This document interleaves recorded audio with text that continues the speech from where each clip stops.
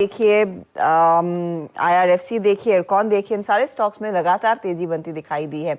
Specially IRFC का stock 18% की जोरदार गेन्स पर कर रहा है कारोबार। इस तेजी के साथ अब सब नौवीं सबसे बड़ी सरकारी कंपनी बन गई है और डेटा पॉइंट्स हॉर्मज ने निकाले हैं तो उन्हें जोड़ लेते हैं।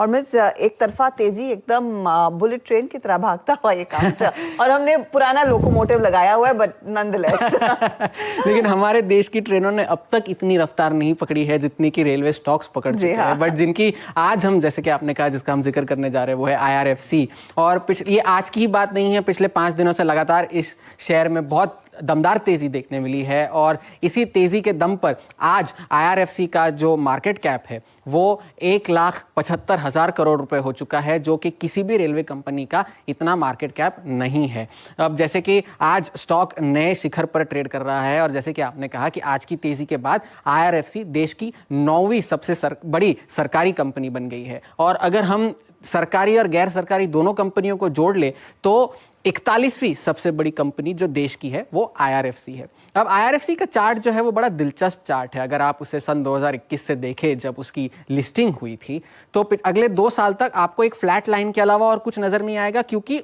उस 2 साल में उसने एक रेंज में ट्रेड करने के अलावा और कुछ नहीं किया। और वो रेंज थी उसकी आईपीओ प्राइस जो कि 26 रुपए थी, 30 रुपए और 35 रुपए, उसी रेंज में। मगर अप्रैल 2023 से इस शेयर में जबरदस्त तेजी देखने मिली है और तब से ये तेजी जारी है। अब आईपीओ प्राइस के मुकाबले अगर हम देखें तो शेयर 5 गुना यानी कि 400% से ज्यादा चढ़ चुका है। अब जैसे कि हमने आपसे कहा कि ये 9वीं सबसे बड़ी सरकारी कंपनी बन चुकी है, तो इस लिस्ट में सबसे चोटी पर जो नाम आता है वो है स्टेट बैंक ऑफ इंडिया। मगर स्टेट बैंक ऑफ इंडिया को पीछे छोड़ने की जो फिराक में है वो है एलआईसी, जो कि 5.5 लाख करोड़ का मार्केट कैप उनका भी हो चुका है, मगर उसकी चर्चा हम किसी और दिन करेंगे।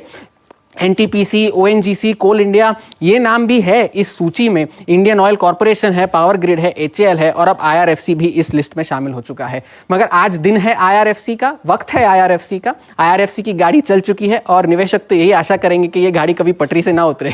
आई कंप्लीटली एग्री। बहुत बहुत शुक्रिया हॉर्मज। बस ये रफ्तार बरकरार है। अब पहले एक जमाना था जब वो प्री बजट रन देखने को मिलता था, लेकिन इन स्टॉक्स में पूरे साल हमने देखा है बहुत तगड़े गेन्स बनते दिखाई दिए हैं और 15% का इजाफा इस समय। तो मानस मैं आप ही के पास आ रही हूँ, बताइए अब 130 पर ये स्टॉक खरीदा जाए या नहीं? नहीं, अगर अभी तक खरीदा नहीं है तब तो मेरे ख्याल से देर हो चुकी है।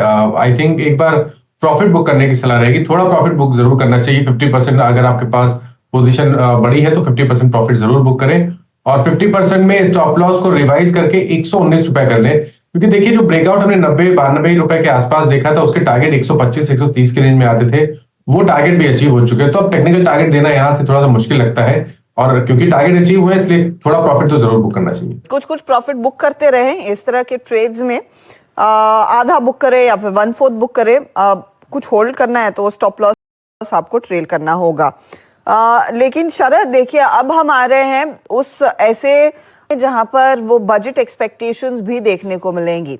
हालांकि ये स्टॉक 300% तक के रिटर्न्स पिछले 12 महीनों में आप लगाकर बैठे हैं कि रेलवे कंपनियां, रेलवे इंफ्रास्ट्रक्चर, रेलवे इन्वेस्टमेंट्स पर सरकार का इस so called vote on account में भी ज्यादा फोकस थ्रस्ट रहेगा। जी, अभी तक जो ट्रेजेक्टरी हमने देखी है वो काफी क्लियर है। जो रेलवे स्टॉक्स में रनअप भी है वो उसी का प्रूफ है कि सरकार की क्लियर नीति है कि रेलवेज में जो कैपेक्स है उसमें कोई स्लो डाउन आपको आने वाले 4-5 सालों में तो नहीं दिखना चाहिए। और जिस तरीके की प्लानिंग है लास्ट माइल कनेक्टिविटी तक रेलवेज के एक्सपेंशन की और एग्जिस्टिंग इंफ्रास्ट्रक्चर को डेवलप करके अपग्रेड करने की, तो मुझे लगता है कि बजट में ऑब्वियसली हो सकता है एलोकेशन थोड़ी और आए और वही रनअप आपको आईआरएफसी में दिख रहा है। और सबसे यूनिक चीज ये हो जाती है कि चूंकि आप ज्यादातर फंडिंग रेलवेज को कर रहे हैं तो एक ऐसी फाइनेंस इंस्टीट्यूशन है जहां आपको एनपीए का रिस्क नहीं है। पिछले 3-4 सालों में ग्रोथ एब्सेंट थी, बट अब मुझे लगता है जिस टाइप से ग्रोथ की प्लानिंग है पूरे रेलवेज में, ज्यादातर रेलवे स्टॉक्स को एबनॉर्मल ग्रोथ मिल सकती है। थोड़ा लंपी हो सकते हैं जैसे नंबर्स आते हैं, बट आईआरएफसी में भी मुझे लगता है अब लगभग कितना 3-3.25 टाइम्स प्राइस टू बुक पे ऑलरेडी ट्रेड कर रहा है। बट ये हम 4-5 रुपए की ईपीएस की बात कर रहे हैं। अगर इस टाइप की ग्रोथ अगर अग्रेसिव रहती है 25%, 15, 20, 25, 30% के आसपास तो पॉसिबल मिले।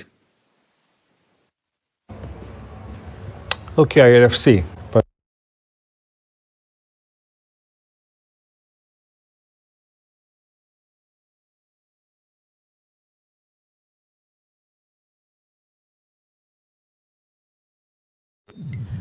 शेयर और सब्सक्राइब जरूर कीजिएगा।